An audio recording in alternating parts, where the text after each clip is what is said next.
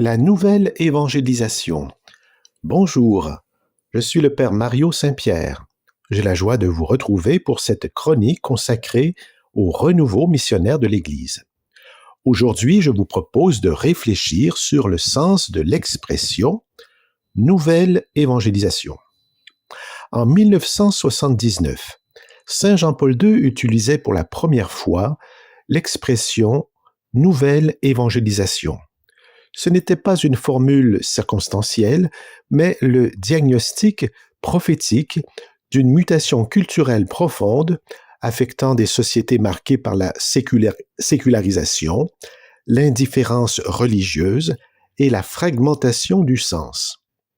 En 1983, lors de son discours en Haïti, il explicite davantage cet appel en parlant, je cite, d'un engagement non de réévangélisation, mais d'une nouvelle évangélisation, nouvelle en son ardeur, dans ses méthodes, dans son expression.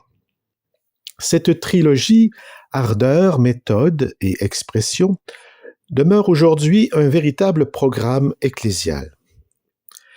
Dire que la nouvelle évangélisation doit être nouvelle dans ses méthodes ne relève ni du pragmatisme ni du marketing religieux. Il s'agit plutôt de reconnaître que l'annonce de l'Évangile doit tenir compte des conditions culturelles et spirituelles de chaque époque. Chaque contexte requiert des médiations adaptées pour que le kérygme, l'annonce explicite de Jésus-Christ mort et ressuscité pour le salut du monde, puisse être entendu, accueilli et intériorisé. Cela suppose un déplacement pastoral décisif, sortir d'une pastorale principalement centrée sur l'entretien de la foi pour entrer résolument dans une dynamique d'annonce première et explicite du Christ. Il ne s'agit pas d'opposer catéchèse et évangélisation, mais de reconnaître que beaucoup de nos contemporains ne disposent plus des présupposés culturels qui rendaient autrefois la foi évidente. Ainsi, la nouvelle évangélisation requiert des approches favorisant la rencontre personnelle avec le Christ, l'expérience communautaire et fraternelle de la foi, et un cheminement structuré vers la conversion. Dans plusieurs contextes ecclésiaux, des initiatives kérygmatiques se sont déjà développées. Nous pensons par exemple au parcours Alpha, l'école d'évangélisation Saint-André, Annuncio, au Canada, Mission Campus CCO, les parcours néo-catéchuménaux ou diverses formes de missions paroissiales renouvelées. Elles ont en commun de créer un espace où la parole de Dieu peut être proclamée, partagée et vécue dans une communauté fraternelle. Par ailleurs, l'évangélisation directe, l'évangélisation de rue, le porte-à-porte, les missions populaires, l'itinérance évangélique et la présence chrétienne dans les lieux de vie comme les universités, les milieux professionnels, les espaces numériques, constituent autant de laboratoires missionnaires. Loin d'être marginales, ces pratiques manifestent une Église qui accepte de sortir de ses murs pour aller à la rencontre des personnes, là où elles se trouvent réellement. Lorsqu'elles sont enracinées dans l'Écriture, nourries par la prière et vécues en communion avec l'Église, ces approches nouvelles portent des fruits importants. Conversion, renouvellement spirituel, redécouverte de la beauté de la foi, émergence de nouvelles formes de discipulat et de témoignage. Dans un monde marqué par une sécularisation rapide et par une perte de la mémoire chrétienne, ces initiatives sont non seulement utiles mais nécessaires. Il convient donc de les encourager et de les multiplier dans une logique de communion ecclésiale. Cependant, encourager de nouvelles méthodes sans engager une véritable conversion des communautés chrétiennes serait une erreur pastorale majeure. Les méthodes, aussi pertinentes soient-elles, ne peuvent porter leurs fruits que si elles s'inscrivent dans un écosystème ecclésial réellement missionnaire. C'est précisément pour cette raison que Jean-Paul II a insisté sur la nécessité d'une conversion pastorale. Dans Pastores d'Abou Vobis, document qui porte sur la formation des futurs prêtres, il affirme que la nouvelle évangélisation, je cite, exige que les prêtres soient radicalement et totalement plongés dans le mystère du Christ et capables de réaliser un nouveau style de vie pastorale. Cette exigence ne concerne pas seulement les prêtres, elle engage l'ensemble du peuple de Dieu. Un nouveau style de vie pastorale implique une transformation des mentalités, des pratiques et des structures ecclésiales.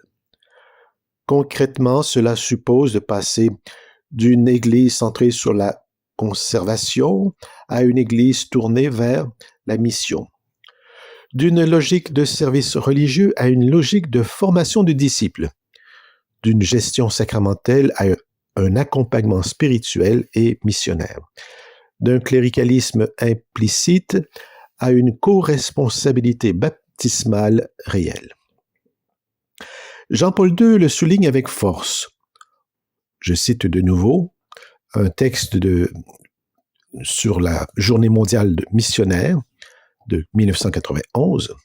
Aucune communauté chrétienne n'est fidèle à sa propre tâche si elle n'est pas missionnaire.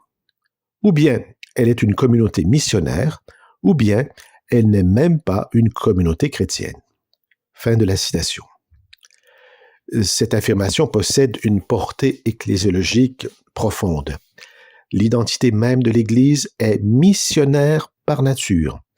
Dès lors, une question décisive s'impose. Comment une paroisse marquée par des habitudes d'entretien, parfois engluée dans la gestion du quotidien, peut-elle se laisser transformer en communauté évangélisatrice?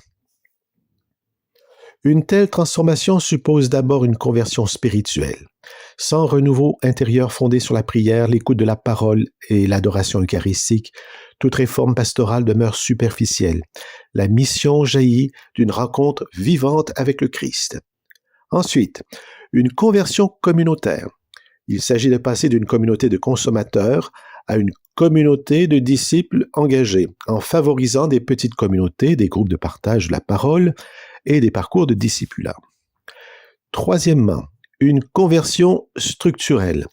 Les structures paroissiales doivent être repensées pour servir la mission, simplification administrative, délégation accrue aux laïcs, formation missionnaire systématique et priorisation claire des initiatives évangélisatrices. Enfin, une conversion culturelle. Chaque baptisé est appelé à se comprendre comme témoin du Christ, envoyé pour annoncer l'Évangile par sa vie et ses paroles.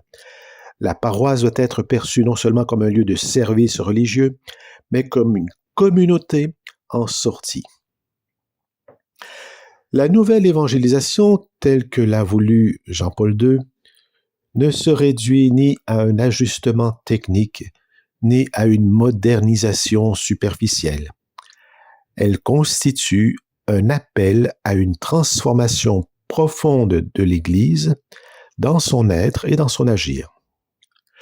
Nouvelles méthodes et nouveaux styles de vie pastorale sont indissociables. L'une sans l'autre serait stérile. Là où des communautés acceptent de se laisser convertir par l'Esprit Saint, de se former et d'annoncer explicitement le Christ, l'Évangile continue de porter du fruit. Ainsi, la question n'est plus seulement que faire pour maintenir nos paroisses, mais bien comment devenir des communautés missionnaires qui engendrent des disciples et transforment le monde par la force de l'Évangile. C'est là l'horizon véritable de la nouvelle évangélisation. Merci pour votre écoute attentive et soyez bénis dans votre renouveau missionnaire.